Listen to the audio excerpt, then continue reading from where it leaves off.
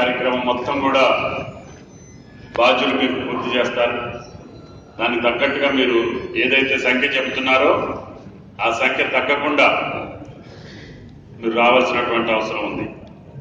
కాబట్టి దయచేసి వచ్చిన వాళ్ళందరూ కూడా సభా వేదిక దగ్గరికి వచ్చేటట్టుగా ప్లాన్ చేసుకోవాలి. మనోడు చెప్పేది ఏంటంటే మోటార్ సైకిల్ వేసుకొస్తే ఇట్లా కనపడేసి అట్లా వెళ్ళిపోతారు, మరి బండి వేసుకొని. మేము ట్రాక్టర్లు కూడా పెడతాం. రూరల్ మండలం అయితే మొత్తం ట్రాక్టర్ల మీదనే వస్తాం. మీటింగ్ అయిందాక ఉండే అవకాశం ఉంటుంది. కాబట్టి పాలేరు నియోజకవర్గం వాళ్ళే ముందు స్థానంలో కూర్చోవాలి. మీటింగ్కి ముందు స్థానంలో బ్లాక్లన్నీ 30-40 వేల మంది మనవాళ్ళతోటే నిండిపోయి ఉండాలి. పాలేరు అనగానే గయ్యమనాలి.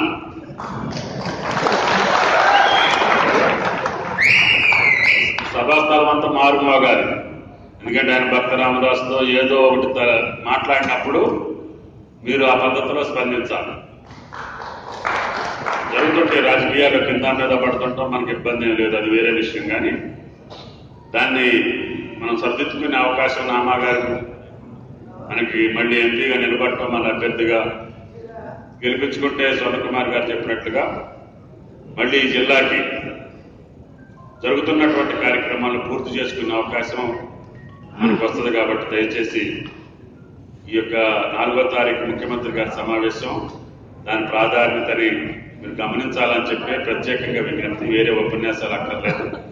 మీరు దయచేసి ఒక 10 నిమిషాలు మీ మండల ప్రెసిడెంట్లకి మీ గ్రామాల నుంచి మాకు అసెస్మెంట్ ఇస్తే దానికి తగ్గట్టుగా ఏర్పాట్లు ఏ రకంగా చేయాలో చేయడానికి అవకాశం ఉంటుంది. కాబట్టి దయచేసి ఒక 10 నిమిషాలు పక్కన తలా చోట కూర్చొని మీ లెక్క మీరు ఇస్తే, ఇంతమంది వస్తున్నారు అంటే దానికి తగ్గట్టుగా మనం ఏర్పాట్లు చేసుకోవడానికి వీలవుతుంది. కాబట్టి దయచేసి పెద్దలందరూ ఉంటారు ఏ మండలానికి ఆ మండలం, మీరు ఆ పని చేసుకోవాలని చెప్పి విజ్ఞప్తి చేస్తూ, ఈ రోజు నుంచి డోర్ టు డోర్ చేసుకుంటూనే గ్రామంలో ఎల్లుండి మీటింగ్కి వచ్చేదాన్ని కూడా ప్రిపేర్ చేసుకొని, ఇవాళ రేపు 2 రోజులు టైం ఉంటుంది మీకు.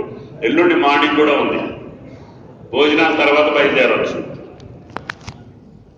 భోజనాల తర్వాత అయినా మీరు బయలుదేరితే 4ంటికి 4:30కి సభాస్థలిలో ముందు వస్తేనే ఉండగలుగుతారు. లేకపోతే కమ్మవాళ్ళు ఆక్యుపై చేస్తాం.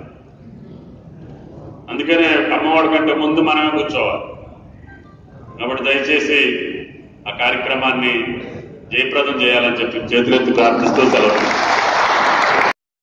తెలియజేస్తూ, ఇప్పుడు మండల వారీగా కూర్చొనేసి అందరూ కూడా 15-20 నిమిషాలు కూర్చుంటే కనుక ఏ ఊరికి ఆ ఊరు మనకు స్పష్టత వస్తుంది. కాబట్టి దయచేసి కూర్చోవలసిందిగా విజ్ఞప్తి.